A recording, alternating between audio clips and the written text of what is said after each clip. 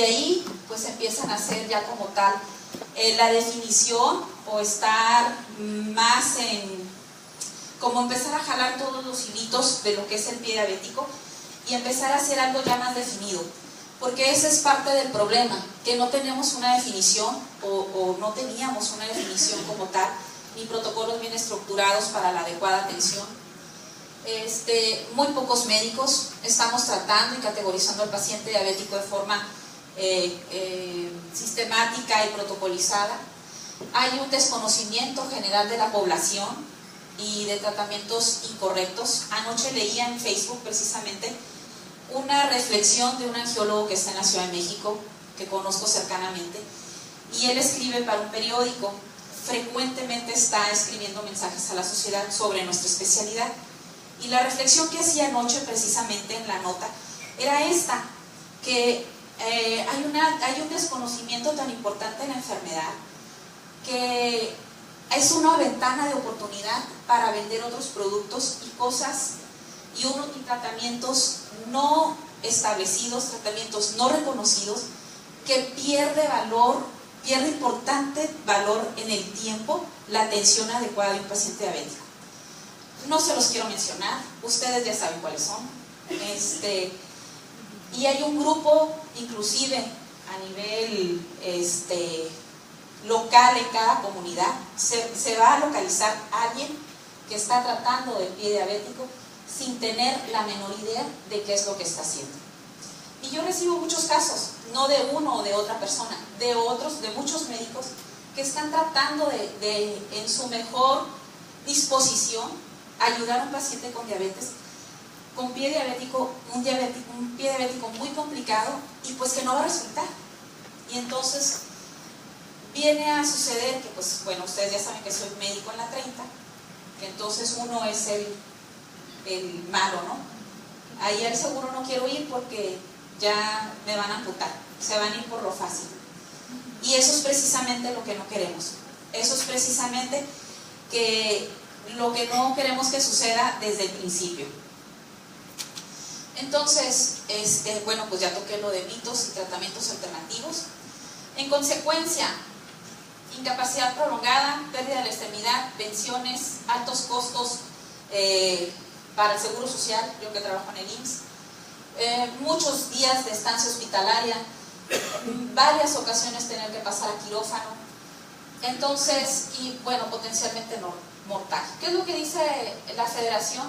Pues que le urge o exige pues al personal de salud tratar al paciente en esta ventana de presentación entre el que el paciente tiene la neuropatía y antes de que se desarrolle la úlcera. Todos sabemos que es una complicación asociada al mal control. 50% de los pacientes con diabetes mueren de alguna enfermedad cardiovascular, cardiopatía isquémica, enfermedad vascular cerebral y pues no se diga la enfermedad arterial periférica, que voy a tomarla en unos momentos. Afectación al sistema nervioso, pues la neuropatía, ¿no? Que es por donde empieza todo. Afecta al 50% de los pacientes, pero hay reportes en algunos países que van desde el 16 hasta el 66%. ¿Qué es lo que está pasando en nuestro país? Pues esta es la encuesta nacional de salud de nutrición del 2012. El 7.2% de los pacientes tienen úlceras en los pies y el 2% ya ha tenido alguna amputación.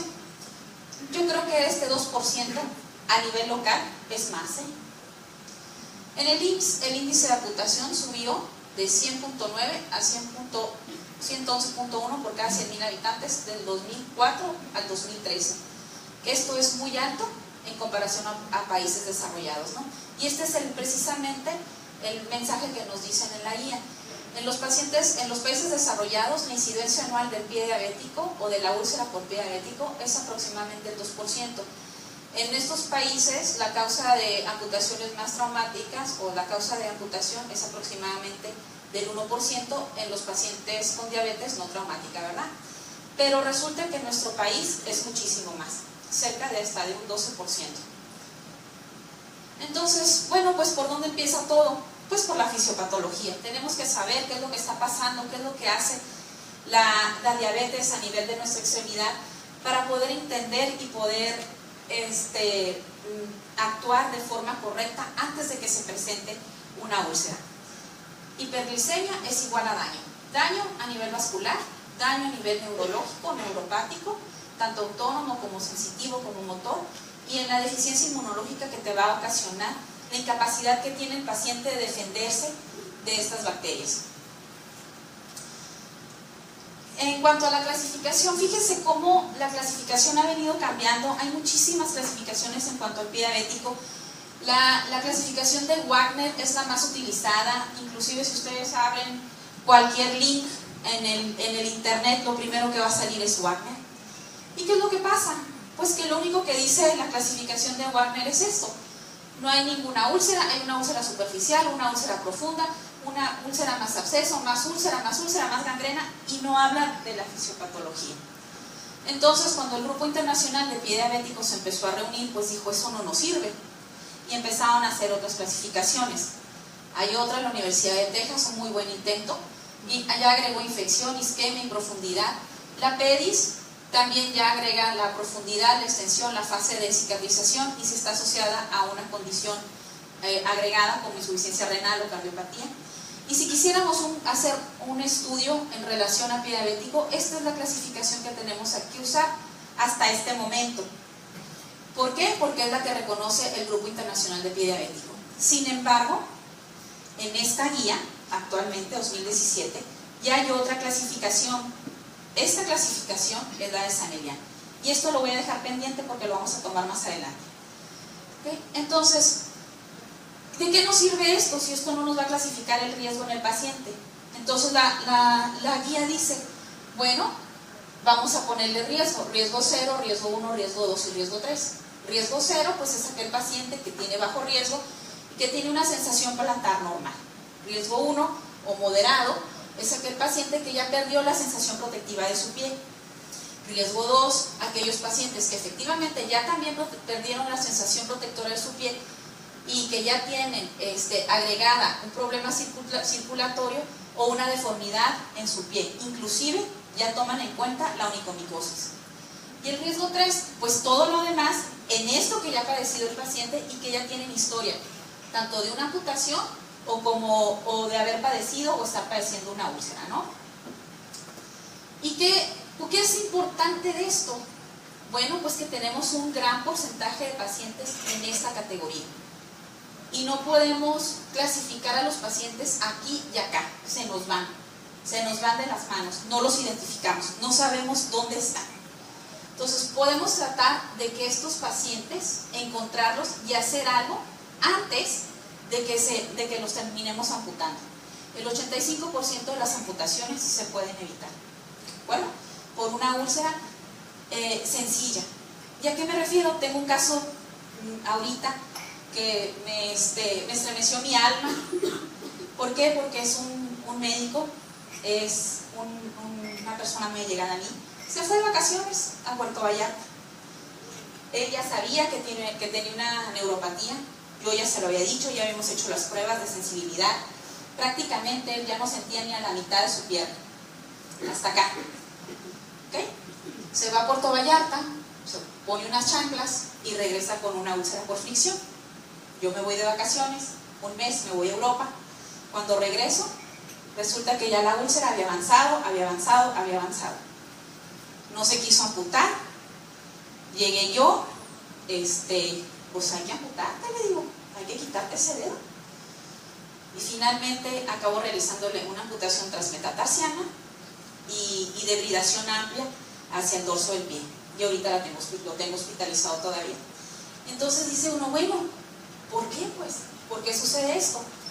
Porque no identificamos al paciente, y aunque lo identifiquemos, el paciente no reconoce sus síntomas todavía. Y lo que ustedes decían hace rato antes del receso, ¿cómo los comprometemos a que disminuyan sus niveles de glucosa? ¿Cómo los comprometemos a que efectivamente usen su calzado adecuado? 14.4 de hemoglobina tiene el doctor, glucosilar, 14.4. Entonces, pues lo podemos evitar. ¿Por dónde empieza esto? Por la neuropatía diabética. ¿Qué es la neuropatía diabética?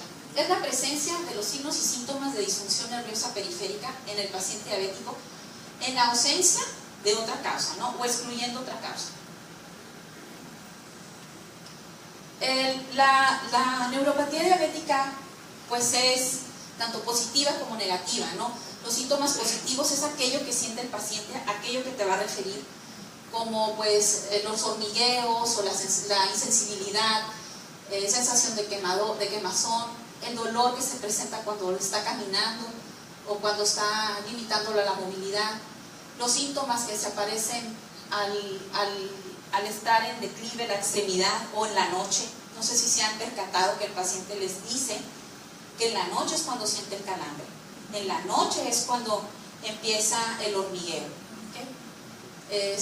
Historia de úlceras, y bueno, que se le inflame la piel, pues esto, o el pie, eso también es parte de la neuropatía autonómica, ¿verdad? Entonces, ¿qué es lo que tenemos que hacer? Pues empezar a buscar desde temprano la vibración, la propriocepción, los cambios de temperatura y lo más importante, que ya es lo último, ¿no? La ausencia de dolor. Los pacientes no tienen dolor en sus pies, finalmente no hay dolor cuando se presenta la úlcera y eso hace que la úlcera progrese. Entonces, ¿cómo vamos a valorar la neuropatía diabética? Pues es sencillo, ¿verdad? Tenemos algunos instrumentos que debemos de tener en nuestro consultorio. De verdad,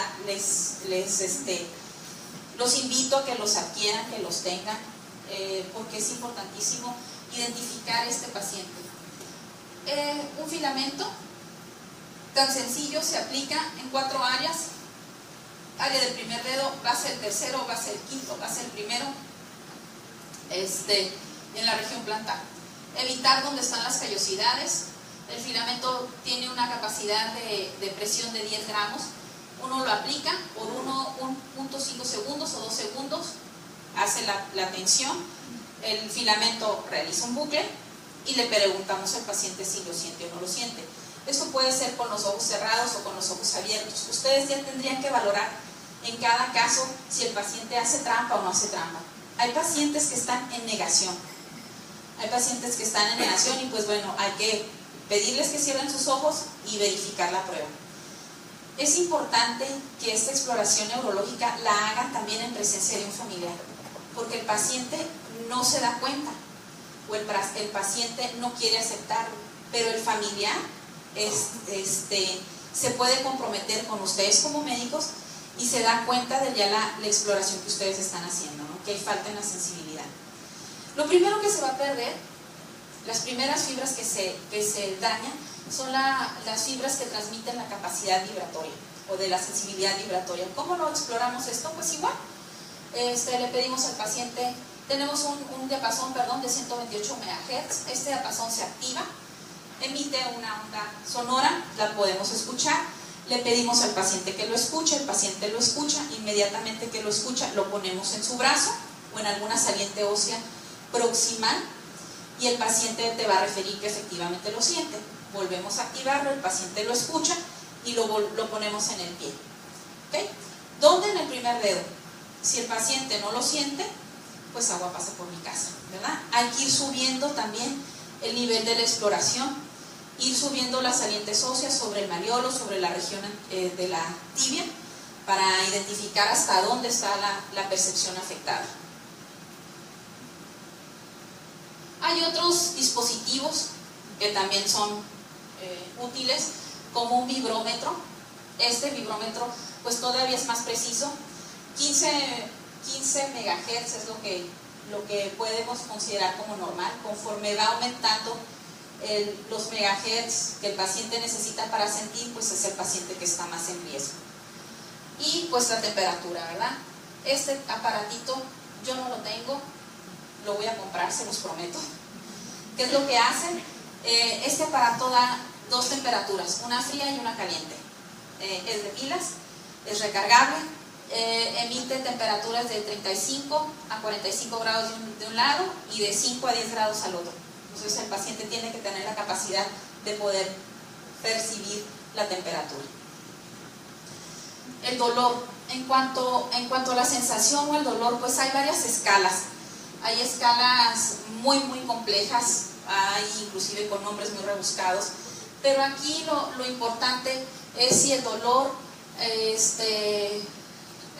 bueno, no alcanzo a leer, si el dolor es en una extremidad o en la otra, si el dolor es como shocks eléctricos, el tipo de dolor que va a presentar el paciente, ¿no? Y bueno, cuando ya hay una ausencia de la temperatura, hay una ausencia o hay una incapacidad para sentir dolor, este paciente es el paciente que está más en riesgo. Y está a un paso de tener también una disfunción a nivel motor. Entonces, tomando en cuenta eso, pues la la federación realizó este esquema que ya se los presenté, y de acuerdo a eso, pues el tratamiento. ¿Qué es lo que tenemos que hacer? ¿Cómo tenemos que manejar al paciente? De acuerdo al estadio donde está. Entonces, está también ya comprobado que los pacientes que están más educados son aquellos pacientes que menos se van a complicar. Entonces, en este rubro, pues habla del regular cuidado del pie, ¿no? Tratamiento de la onicomicosis y de la tinea pedis, que por ahí puede empezar. La piel se agrieta, se endurece y por ahí empieza la úlcera. Y pues igual, tratar todo lo que tiene que ver con infecciones de la piel superficial de forma temprana. En este rubro también habla de la educación y de cómo el paciente tiene que inspeccionar sus pies, ¿no? Si hay callos, si hay hinchazones, si hay resequedad, si las uñas están engrosadas, si se está descarapelando, ¿bien? Y el cuarto punto ya habla sobre qué es lo que hay que hacer para quitar el peso. Habla de los pacientes que ya tienen o tuvieron una úlcera, que ya están amputados y que necesitan órtesis o zapatos especiales, plantillas, para ayudar a que no se vuelva a presentar la úlcera. Hay que tomar en cuenta esto, ¿por qué? Porque no nos damos cuenta, pues los factores extrínsecos que tiene un paciente o factores de riesgo intrínsecos pues son ajenos al paciente, que es trauma, tabaquismo, riesgos ocupacionales, estatus socioeconómico, falta de educación al paciente, los pacientes postrados, y los factores intrínsecos pues son aquellos pacientes, son aquellos factores de riesgo que son propios al paciente, ¿no? Tuve un paciente que inclusive me dijo, bueno doctora, pues es que a mí me amputaron porque no vi, o sea, yo me tropecé con el sardinel, entonces el doctor oftalmólogo tiene la culpa de que usted me haya amputado, porque pues yo no veo. Entonces son situaciones que uno como médico tiene que valorar, ¿verdad? Si el paciente no ve y tiene la úlcera, es muy difícil que tú le pidas a un paciente que no ve que él solo se haga la curación. ¿Okay? No lo va a hacer, no se va a poder. Si tiene un nivel socioeconómico pues pobre, tal vez ese paciente no tenga para comprar una gasa, y eso no nos damos cuenta nosotros. Si el paciente tiene una depresión asociada también a su condición actual, entonces el paciente no se va a realizar sus curaciones y pues esa extremidad va a acabar amputada. Y aquí está, pues, ¿qué es lo que hay que hacer, no? Los cuidados iniciales. El paciente, ¿qué son las preguntas que nosotros nos tenemos que hacer? ¿El paciente tiene la capacidad de cortarse solo sus uñas y cuidar sus pies?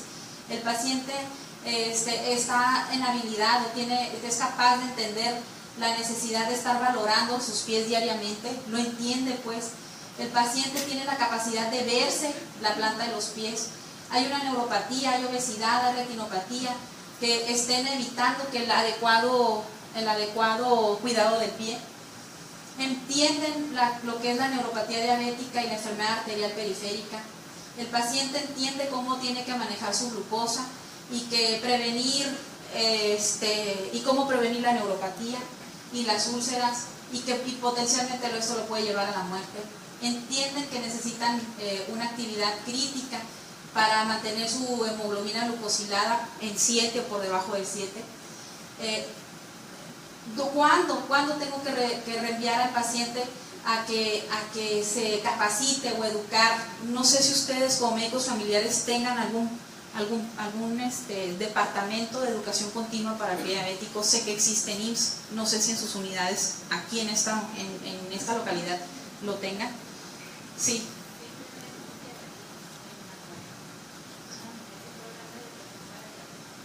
Y hablan sobre la neuropatía diabética y sobre...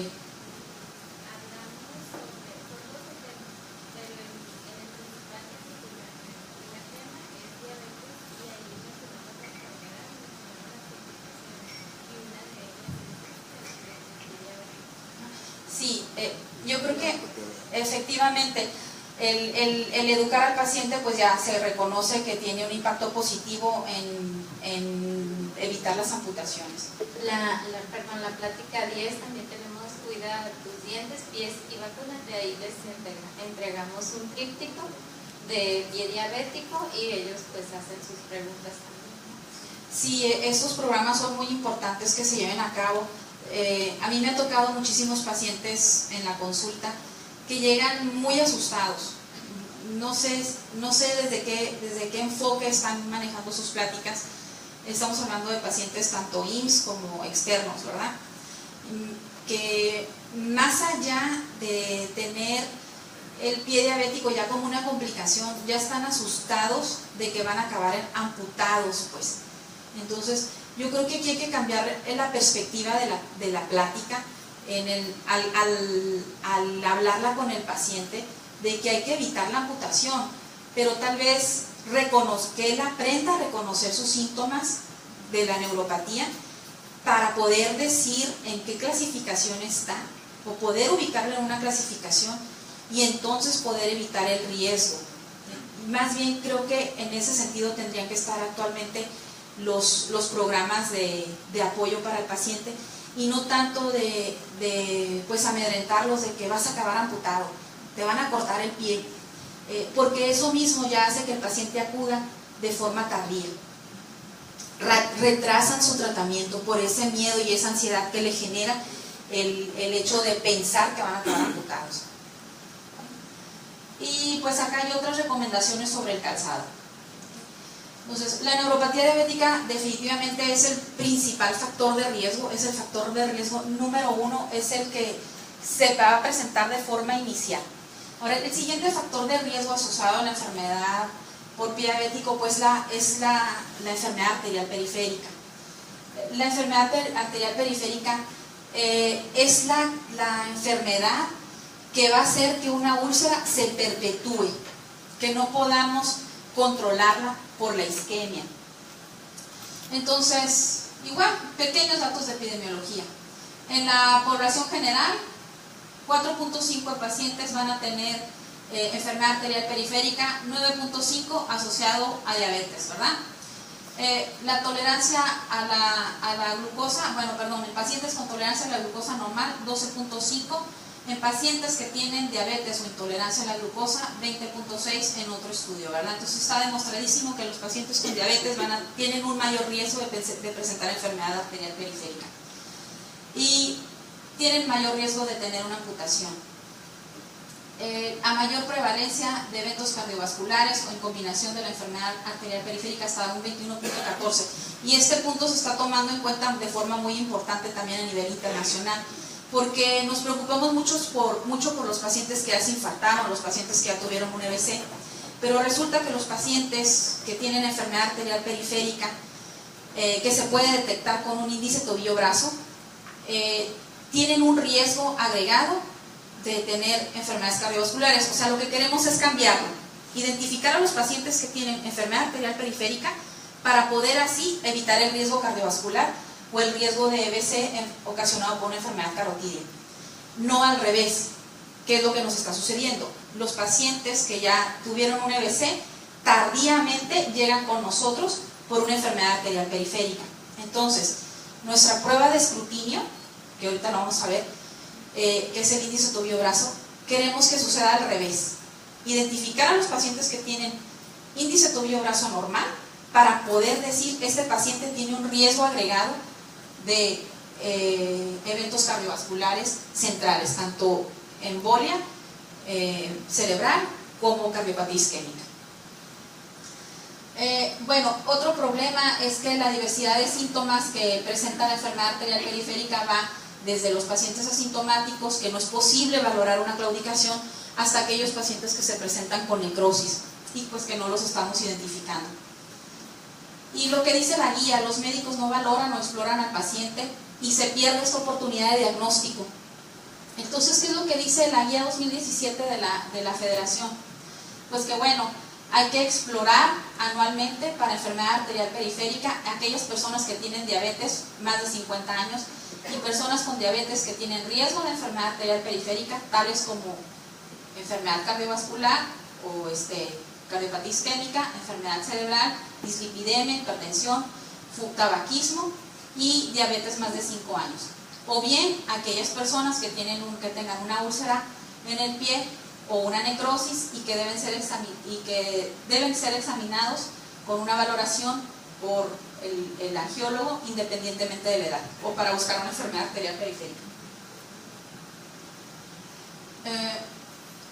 Retomando un poquito la relación de enfermedad arterial periférica con el pie diabético, tiene un 30% más de posibilidad de tener de tener enfermedad. El aumento del 1% de la hemoglobina glucosilada aumenta el 30% la posibilidad de amputación. El 1%, si estamos hablando que el paciente tiene 7.5 de hemoglobina glucosilada, eso ya lo hace acreedor a tener 30% más de posibilidad de amputación. Ahora, ¿qué es lo que pasa con los pacientes con diabetes y enfermedad arterial periférica? Bueno, desde 1984 estas dos personas estudiaron el tipo de enfermedad que tienen los pacientes con diabetes y ellos encontraron que la enfermedad relacionada a la diabetes es en vasos tibioperoneos, es decir, por debajo de la rodilla. Se mantiene bastante bien a nivel central, a nivel proximal, las ilíacas, la aorta, la femoral, pero conforme va bajando la vasculatura o vamos disminuyendo el calibre de las arterias, pues se van a presentar los problemas. Hay dos cosas diferentes. Una es la oclusión directamente y otra es el engrosamiento no oclusivo de la membrana basal capilar, que esto sucede en la microangiopatía, ¿verdad? Y bueno, la isquemia va a originar, incrementar y perpetuar la lesión. Esto es lo que sucede, se engrosa la membrana basal, empieza a acumularse los lípidos y pues bueno, hay ausencia de flujo, ¿no? Este es para los pacientes no diabéticos. Fíjense cómo a nivel femoropopliteo femoropopliteo es el nivel más afectado. No sucede lo mismo con los pacientes diabéticos que están relacionados a la enfermedad por debajo de la rodilla. El problema de la enfermedad es que 1 de cada 5 personas mayores de 65 años va a tener enfermedad arterial periférica, pero solamente una persona de estos 10 va a tener los síntomas típicos de la enfermedad.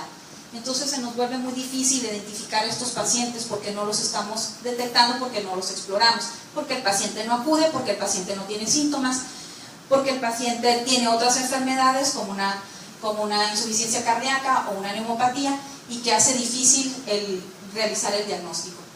Entonces el diagnóstico de la enfermedad arterial periférica también es muy sencillo, mucho más sencillo que el de la neuropatía. ¿Qué es lo que hay que hacer? Pues tocar al paciente, únicamente. Signos: llenado capilar distal disminuido, hipotrofia de la piel y faneras, hiperemia reactiva, palidez al elevar las extremidades, disminución o ausencia de pulsos femoral, popliteo, pedio, distales, y sus síntomas, ¿no? ¿Cómo se va a presentar? ¿Qué es lo que hay que hacer? Palpar pulsos, y yo creo que esto es lo más importante. Es muy difícil que me encuentre una nota médica que me diga que tiene integridad arterial o que tiene ausencia de pulsos. Entonces, y lo platicábamos ahorita ahí en la puerta con unos médicos, que es importante que nuestras notas médicas estén bien elaboradas. ¿Por qué? Porque es la forma que nosotros tenemos de referir a los pacientes y que nosotros sepamos como especialistas cuál es el problema que aqueja a este paciente, y segundo, pues para poder defendernos en caso de una demanda, porque ya están a la orden del día las demandas. ¿Okay? El pulso femoral, muy sencillo de tocar, una línea imaginaria entre la cresta ilíaca y la sínfisis del pubis. A la mitad justamente vas a encontrar el pulso femoral. El pulso popliteo tal vez sea más difícil de palpar, se toma por debajo de los malleolos a nivel de la rodilla. Hay que estar viendo al paciente. Se hacen las manos formando una V invertida y a una mano o a otro solo va a llegar el pulso.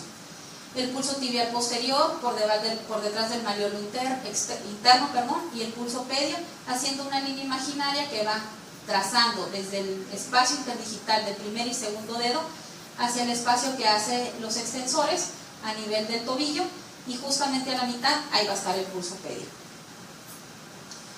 El índice tobillo-brazo. Bueno, el índice tobillo-brazo es lo básico del laboratorio vascular. Es una herramienta sumamente útil. ¿Qué es lo que hacemos? Tomamos la presión del pulso del pie, tomamos la presión del pulso de la arteria, realizamos una división matemática, el resultado es un cociente que se debe expresar en decimales, y de ahí pues podemos decir si el paciente tiene o no tiene enfermedad arterial periférica. Esta relación tiene que ser 1 o 0.9 en los pacientes que no tienen enfermedad arterial periférica. ¿Por qué? Porque es la misma presión la que tiene que tener el brazo que la que tiene que tener la pierna. Si el índice tobillo-brazo te sale entre 0.7 y 0.9, el paciente ya tiene enfermedad arterial periférica. Y así, conforme va disminuyendo el índice tobillo-brazo, podemos decir que la enfermedad ha progresado más. ¿Qué es lo que pasa en los pacientes diabéticos? ¿Por qué no nos sirve tanto el índice tobillo-brazo? Bueno, las arterias están tan calcificadas, están tan rígidas, que no es posible presionar la arteria y no es posible reducirla de calibre, que es lo que hace el manguito. Tú pones presión aquí, la arteria se colapsa, dejas de escuchar el flujo, se va liberando el aire, se va liberando la presión, y al momento que se escucha otra vez el flujo, pues ese es nuestro número de corte. Sin embargo, en los pacientes con diabetes, subimos la presión hasta 200 o más de 200 y resulta que seguimos escuchando el flujo. Están tan calcificadas las arterias que no logramos que el flujo desaparezca, no las logramos colapsar. Entonces resulta que el índice tobillo-brazo pues no nos sirve de mucho a nivel cuando el paciente ya tiene más de 5 o más de 10 años de diabetes. Entonces, ¿qué es lo que hay que hacer? Pues otros estudios, un ultrasonido Doppler. Ahí en el ultrasonido pues lo que nos interesa saber es en dónde está la lesión y qué podemos hacer con este paciente. Ahora, tenemos otros estudios como la arteriografía, que viene siendo el estándar de oro para explorar la enfermedad arterial periférica desde el punto de vista de exámenes de diagnóstico. Sin embargo, actualmente la federación también ha prohibido realizar estudios contrastados en pacientes con diabetes que tienen más de 5 años de evolución. ¿Por qué?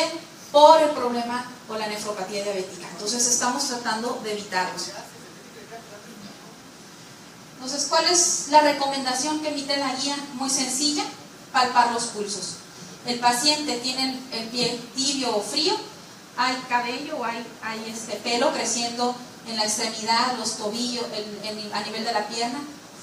Puedes sentir el pulso pedio, está presente o está debilitado. Puedes sentir el pulso tibial posterior, está presente o está debilitado. Puedes sentir el pulso popliteo. ¿Ok? Y pues los otros síntomas que ya comentamos, ¿no? Índice tobillo-brazo menor de 0.9, enfermedad arterial periférica, referida a un vascular. Y bueno, ahora ya tenemos al paciente con úlcera. Ya tenemos un paciente en riesgo grado 3. El paciente en riesgo grado 3, pues hay que tratar de evitar que siga progresando la enfermedad o limitar la úlcera. Entonces,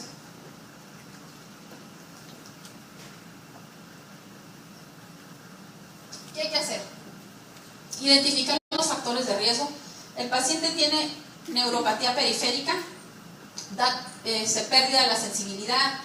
La pérdida de la sensibilidad afecta a 3 diferentes partes del pie. El paciente tiene ya deformidad, un pie de Charcot, y el paciente tiene inhabilidad o historia de haber tenido una úlcera, ¿verdad? Esos son los factores de riesgo. Y en cuanto a la úlcera, aquí la guía es más precisa en cómo clasificarla, y es lo que yo les decía hace rato. Bueno, clasificar la úlcera no tiene ningún sentido si no sabemos qué es lo que está pasando en ese pie. Entonces este señor, Fermín Martínez de Jesús, él es un cirujano general, él está en Veracruz, ha trabajado desde hace muchos años en conjunto con el Grupo Internacional de Pie Diabético, es el representante nacional del Grupo de Pie Diabético a nivel internacional, pues es a quien mandamos a las reuniones de Pie Diabético. Y él hace más de 10 años empezó a trabajar con esta clasificación, la clasificación de San Elian. San Elian se llama su clínica allá en Veracruz, y él propuso pues 10 puntos importantes. Esta es la forma como nos las presentó hace más de 10 años, el doctor Fermín Martínez de Jesús. Él tomaba en cuenta estos factores, ¿no? ¿Dónde está la lesión? ¿Cuántas zonas están afectadas? ¿Hay edema? ¿Hay neuropatía? ¿Hay isquemia? ¿Hay infección? ¿Qué tan profundo está? Y tome en cuenta también la fase de cicatrización. Es decir, que esta clasificación podría ser aplicada en diferentes estadios de la enfermedad. De tal forma que, bueno, esta ya es como sale actualmente en la 2017. Es una aportación mexicana a la Federación Internacional del Pie Diabético. Creo que nos tenemos que sentir orgullosos. Bueno, no sé si orgulloso o no, en algo teníamos que contribuir. Y pues bueno, el doctor Fermín Martínez de Jesús ha hecho un muy buen trabajo. Esta guía funciona muy bien, es la guía que yo aplico, es lo que yo aplico con mis pacientes con diabetes. Y a mí me sirve, o esta guía sirve, el propósito de esta guía es saber si el paciente va a tener un buen pronóstico o un mal pronóstico. ¿Qué es lo que pasa? Nosotros aquí vamos dando los puntos. El paciente, de acuerdo a la topografía, si es una lesión primaria, cuántas zonas están afectadas, dorsal o plantar, lateral o medial, o las dos áreas, si es una o dos, refiriéndose a si es la región anterior, la región media o la región posterior, o las tres áreas. Si tiene isquemia, valora si están los pulsos palpables, si no están palpables, qué tanto está infectado, eritema con menos de 2 centímetros, eritema con más de 2 centímetros, edema, dónde está relacionado a solamente a la lesión, o si es de todo el pie, o si es bilateral relacionado a una comorbilidad.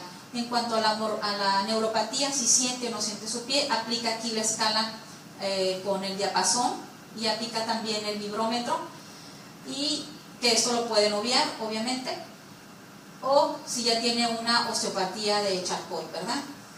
Y las áreas, si es menor de 10 centímetros, de 11 a 40 centímetros, o si es mayor de 40 centímetros. Y la profundidad, si es superficial, únicamente la piel, si toma los tendones, la fascia, los músculos, o inclusive si ya toma el hueso. Hacemos la suma aquí, es 1, 2 y 3, y vamos dando los puntajes. Hacemos aquí la suma y esto nos va a dar 3 grupos. El grupo que tiene menos de 10, el grupo que tiene de 11 a 20 y el grupo que tiene de 21 a 30 puntos. Y esto lo clasifica él en mediana, moderado, severo.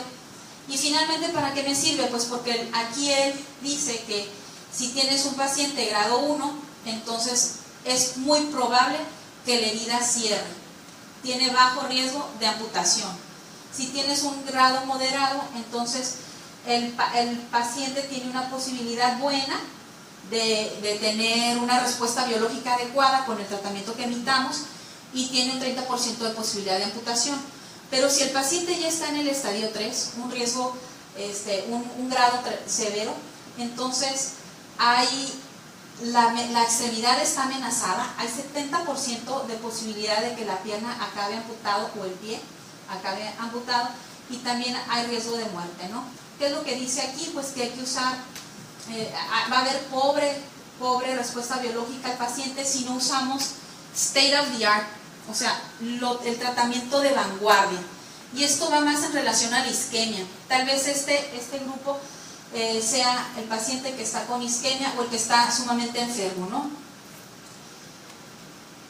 Entonces, ¿cuál es el tip que la guía dice a este nivel? Bueno, hay callos, hay ulceraciones, ¿dónde están las fisuras? Hay neuropatía autonómica relacionada que haga que la extremid esté seca, hay puntos rojos, hay tiña. Entonces en este punto hay que referir al paciente a tratamiento interdisciplinario. ¿Qué es lo que hay que hacer cuando ya tenemos una úlcera? Pues coadyuvantes, reposo del área, descargar la zona. Hay apósitos, muchos apósitos, aquí solamente puse un ejemplo. Ahora hay grupos que se encargan del manejo avanzado de heridas. Hay muchos productos, lo que yo les decía hace rato de la cámara hiperbárica. Bueno, en este punto es educar al paciente, disminuir la presión del área, realizar las curaciones pertinentes y quitar o descargar la zona, ¿no? Es incapacitar al paciente. Ahora, ¿qué es lo que ya tenemos? ¿Qué es lo que más vemos? Pues esto. Y no es que lo otro no esté, sino que lo otro no lo hemos identificado, lo otro no lo hemos buscado, lo otro no se ha presentado, no llega el paciente en el otro estadio. Y es que esa es la tarea, pues buscar a aquel paciente que está en un grado 1 de riesgo o en un grado 2. El problema es que nada más estamos abocándonos en nuestras unidades de medicina familiar, o yo desde mi trinchera en la 30, a tratar este tipo de pacientes, ¿no? Los que ya están infectados. Entonces, ¿qué es la infección del pie diabético? Es una manifestación del proceso infeccioso de tejidos blandos y del hueso por debajo de los malleolos en una persona con diabetes. Esta es lo mismo, es la misma clasificación tomada del PEDIS más el Sanelian.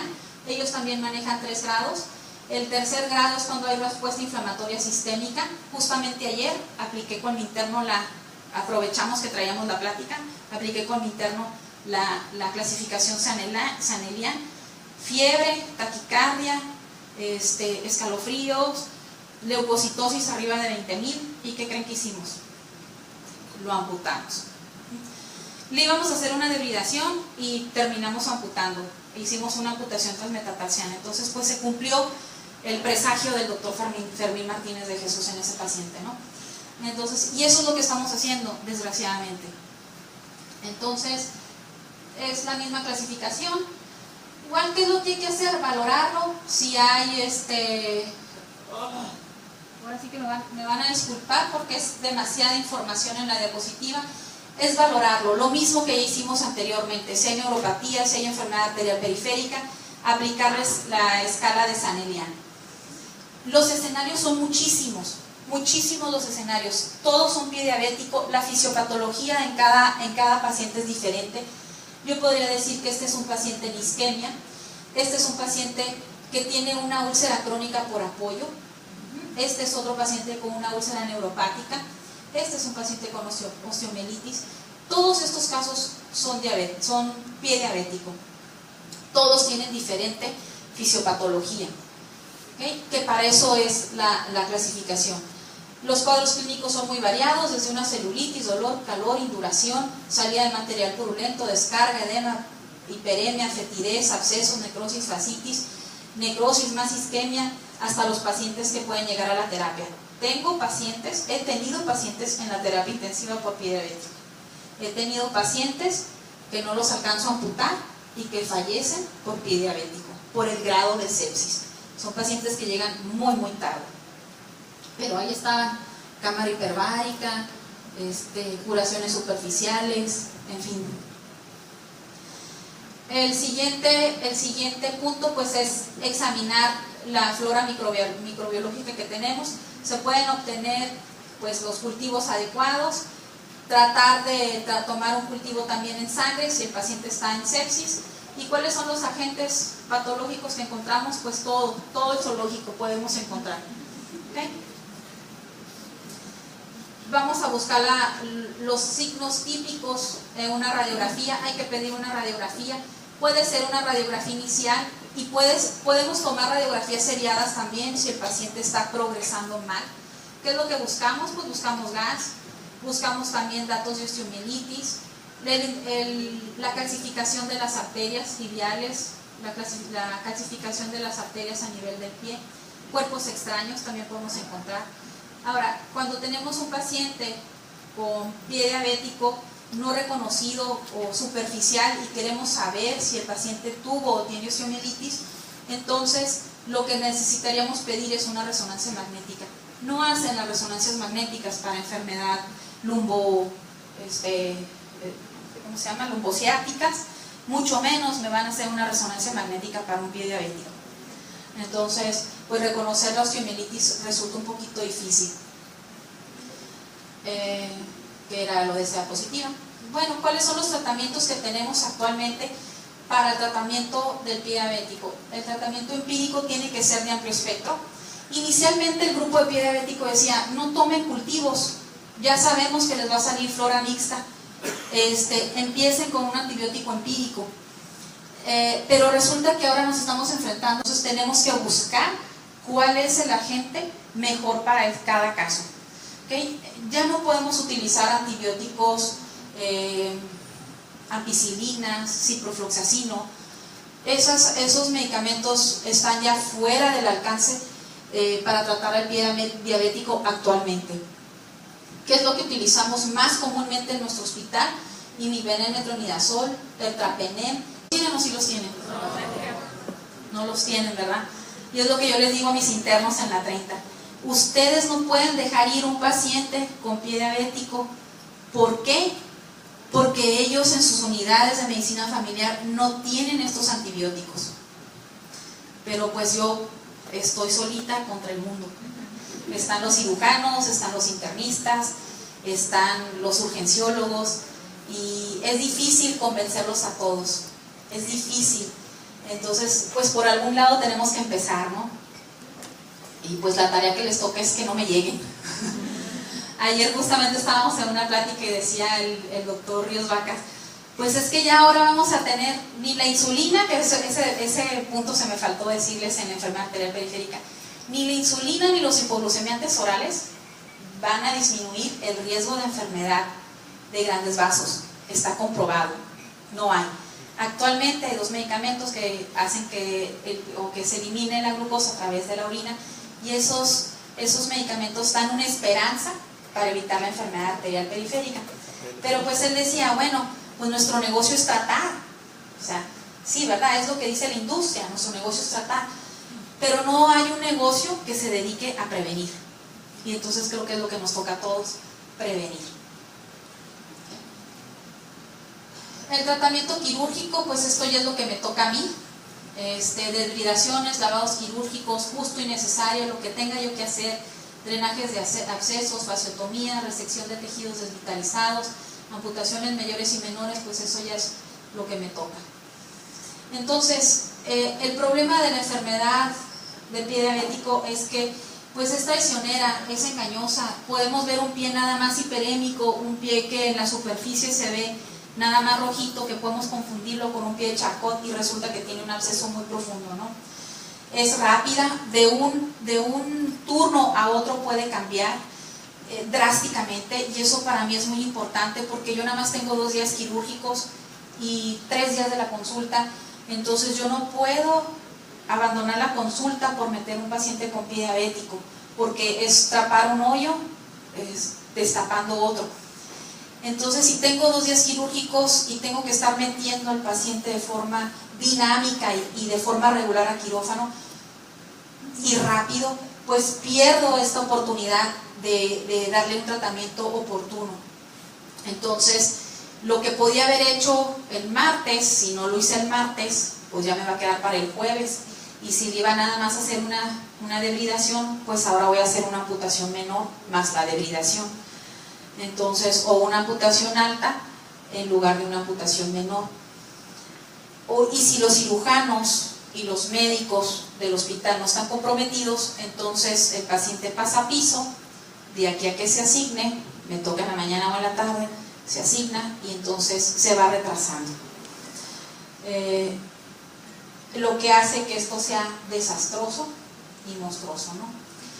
Hay otras revisiones, esta es la revisión del Grupo Internacional de Pie Diabético, también es un suplemento nuevo, 2016, el Grupo Internacional de Pie Diabético se está reuniendo cada 4 años, la última reunión fue el 2016, las guías de la Federación Internacional de Diabetes salieron en 2017 y están basadas en estas revisiones y prácticamente es lo mismo, y son las 3 intervenciones para la prevención que ya las nombramos, ¿no?